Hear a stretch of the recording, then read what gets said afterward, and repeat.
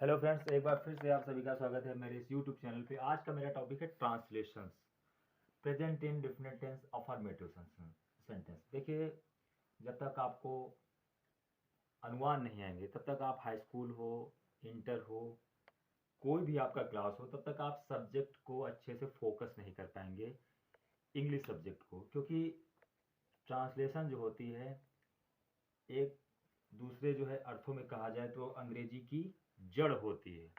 बहुत से क्या बच्चे होते हैं ग्रामीण स्तर के, उनकी बैकग्राउंड, उनकी न्यू इतनी ज़्यादा वीक होती है कि हाई स्कूल के जब उनको बोर्ड का पेपर प्राप्त होता है तो वो बहुत से बच्चे जान ही नहीं पाते हैं कि इसमें क्वेश्चन क्या कर रहा है। गलती जो उनकी भी नहीं होती, क्योंकि क्योंकि उनका जो होता है ट्रांसलेशन, और उनकी जो मतलब जड़ होती है, वही वही जो है उनको नहीं आती। तो आज का जो आज का जो मेरा टॉपिक है वही है translation, present indefinite tense, affirmative sentence. देखिए, कोई भी टेंस हो तो उसकी एक न एक पहचान होती है।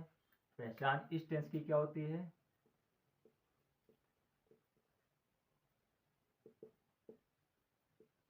वाक्यों के अंत में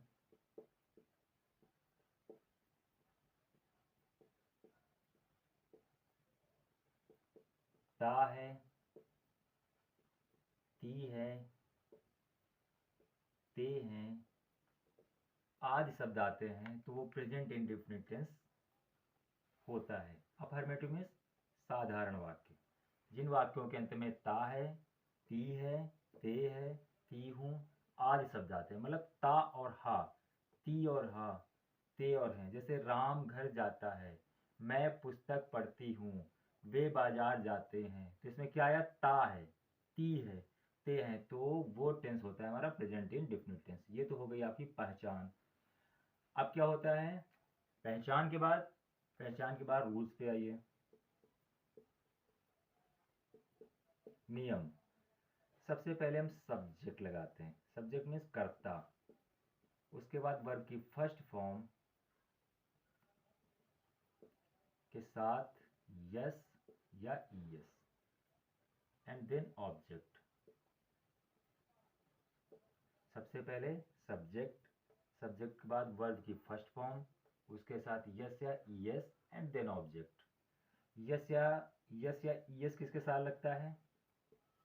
ही के साथ, सी के साथ, इट के साथ और सिंगुलर के साथ, मतलब एक एक वचन के साथ आपका यस या ईएस लगता है। यस या ईएस। और आई के साथ, वी के साथ, यू के साथ और दे के साथ और प्लूरल के साथ यस या ईएस नहीं लगता है। किस किस के साथ लगता है? ही, सी, इट और एक नाम हो, जैसे राम है, श्याम है, सीता है, गीता है, कोई भी हो, सिंगुलर हो तो उसके साथ यस या ईएस, और आई, वी, यू, दे और बहुवचन के साथ यस या ईएस नहीं लगता है। अब यस और ईएस किस किस के साथ लगता है?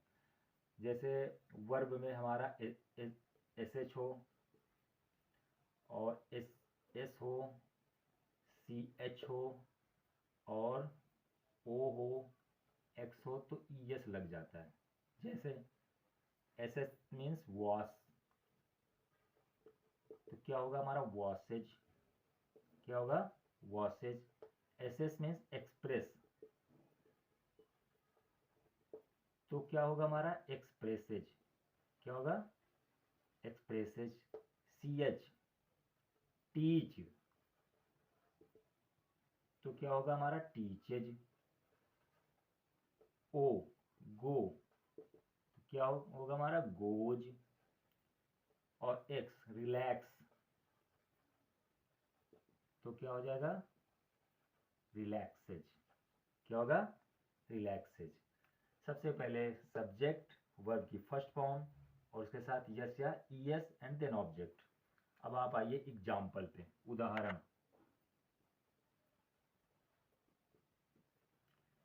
जैसे सीता बाजार जाती है,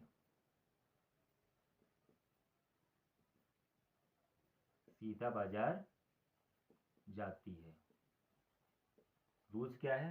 सब्जेक्ट, सब्जेक्ट क्या है इसमें? सीता। फिर लिखा है वर्ब की फर्स्ट फॉर्म, वर्ब क्या है इसमें? गो। और हम गो के साथ जानते हैं अगर लास्ट में तो गोज हो जाएगा। ऑब्जेक्ट क्या है? टू मार्केट, तो सीता गोज टू मार्केट। मैं तुम्हें जानती हूं, मैं तुम्हें जानती हूं। सब्जेक्ट क्या है इसमें? सब्जेक्ट है आई। वर्ब क्या है? वर्ब है जानना, तो नो। अब इसमें यस या यस नहीं लगेगा क्योंकि आई वी यू दे और प्लूरल के साथ हमारा यस या यस नहीं लगता है। तो आई नो और तुम्हें, ये हमारा ऑब्जेक्ट हो गया। ये हमारा अफर्मेटिव सेंटेंस हो गया। वाक्यों के, जिन वाक्यों के अंत में ता है, ती है, ते हैं, ती हूँ आदि शब्द आते हैं वो आपके प्रेजेंट इंडेफिनिट टेंस के होते हैं। सबसे पहले सब्जेक्ट, उसके बाद वर्ब की फर्स्ट फॉर्म, उसके साथ यस या S and then object. S या यस आपका ही, सी, इट और सिंगुलर नाउन के साथ, और आई, वी, यू, दे और प्लूरल के साथ आपका यस या यस अप्लाई नहीं होता है। अब यस आपका जैसे एस एच हुआ, एस एस हुआ, सी एच हुआ, ओ हुआ, एक्स हुआ, उसके साथ यस लगता है और बाकी सबके साथ एस लगता है। जैसे वास हुआ तो वासेज हो गया, एक्सप्रेस हुआ तो एक्सप्रेसेज हुआ, टीच हुआ तो टीचेज हुआ, गो हुआ तो गोज हुआ। जिन भी वर्ब में हमारा S H, S S, C S या ये भी आएंगे तो वो यस उनके साथ अप्लाई होगा। और बाकी जैसे रीड है तो रीड्स, प्ले है तो प्लेज, सिंग है तो सिंग्स, उसके साथ ओनली एस का यूज होगा। और जो शेष है उनके साथ एस या एस नहीं लेगा। ये हमारा हुआ अफर्मेटिव सेंटेंस में साधारण वाक्य। अब हम आपको निगेटिव बताएंगे, नकारात्मक वाक्य।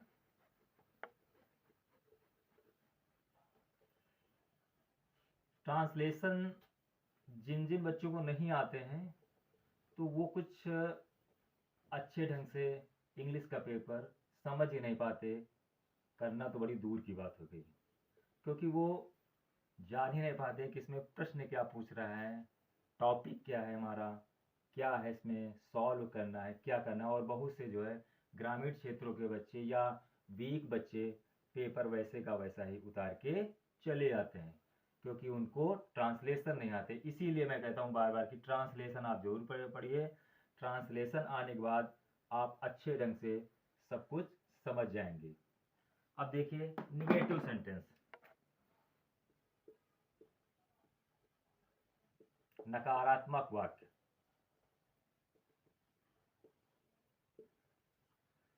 सबसे पहले सब्जेक्ट, फिर डू नॉट या does not,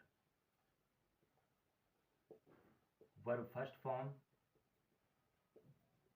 and then object. Do not किसके साथ, डज नॉट किसके साथ? He, she, it singular noun के साथ।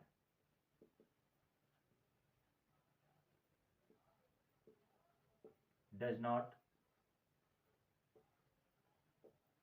और आई, वी, यू, दे और प्लूरल नाउन के साथ आपका डू नॉट लगेगा।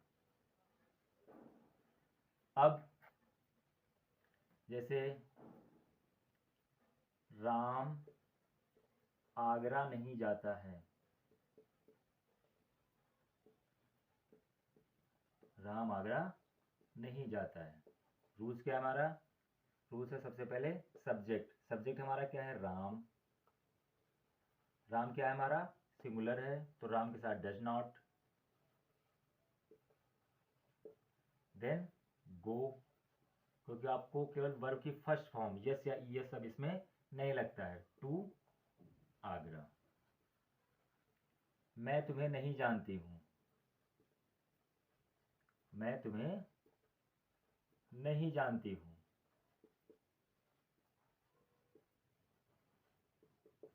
सबसे पहले सब्जेक्ट, सब्जेक्ट क्या है इसमें, आई के साथ क्या, डू नॉट।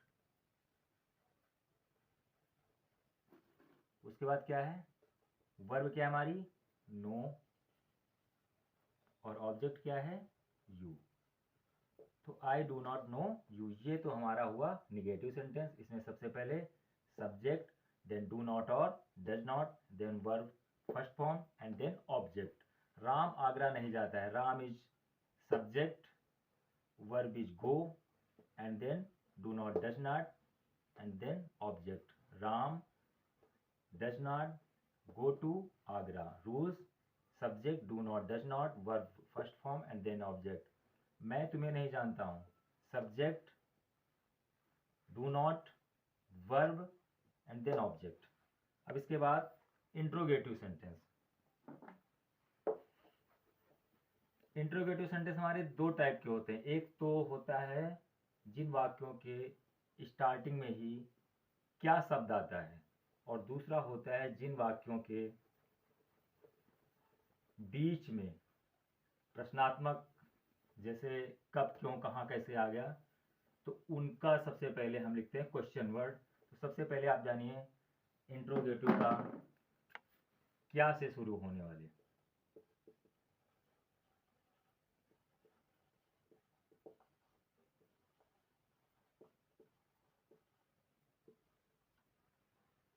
क्या से शुरू होने वाले,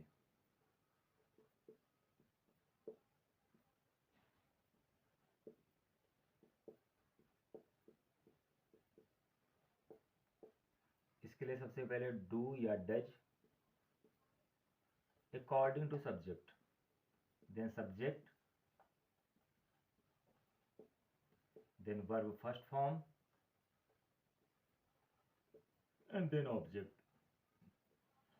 सबसे पहले डू या does, then subject, then verb first form and then object. जैसे क्या तुम मुझे जानती हो, क्या तुम मुझे जानती हो। रूल्स क्या हमारा, डू या डज। तो अकॉर्डिंग टू सब्जेक्ट, सब्जेक्ट हमारा क्या है, सब्जेक्ट है तुम, तो तुम के साथ हमारा क्या, डू का प्रयोग होगा। यू के साथ do you know me, do you know me. क्या वह पुस्तक पढ़ती है, क्या वह पुस्तक पढ़ती है। डू और डज, सब्जेक्ट क्या हमारा, सब्जेक्ट है सी, तो सी के साथ हमारा does, does she read book. ये तो हुआ हमारा क्या से स्टार्टिंग होने वाले। और दूसरा जो होता है जिसमें बीच में शब्द आता है कब, क्यों, कहाँ, कैसे आदि, तो सबसे पहले हम क्वेश्चन वर्ड की स्पेलिंग लिखते हैं। उसके बाद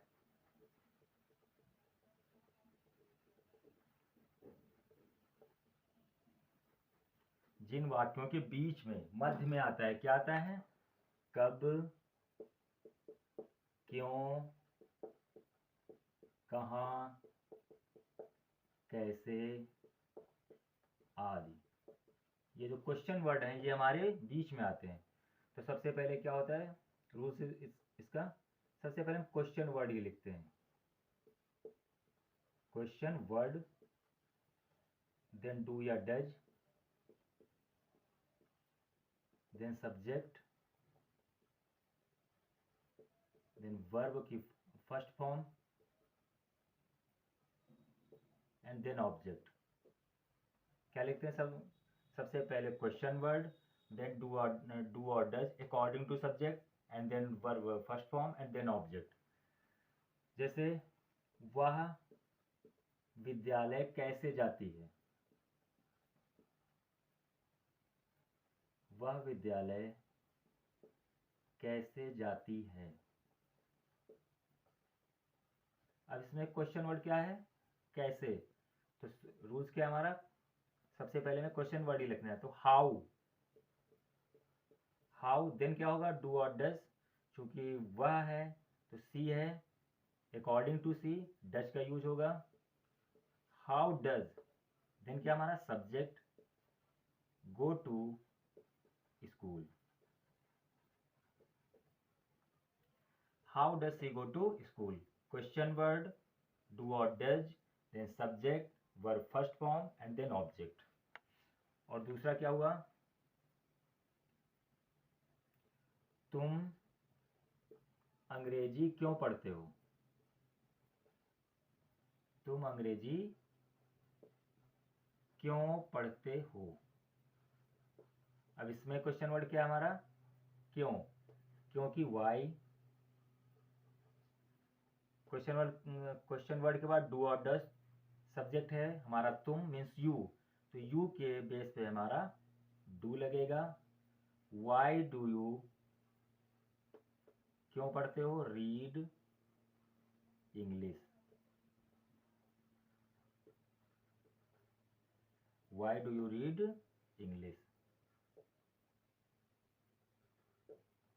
देखिए सबसे पहले रूल्स पे आइए, अगर आपको रूल्स अच्छे से नहीं आते तो फिर आप ट्रांसलेशन कर नहीं पाएंगे, इसीलिए एक पॉइंट वार मैं आपको एक एक चीज़ समझा रहा हूँ।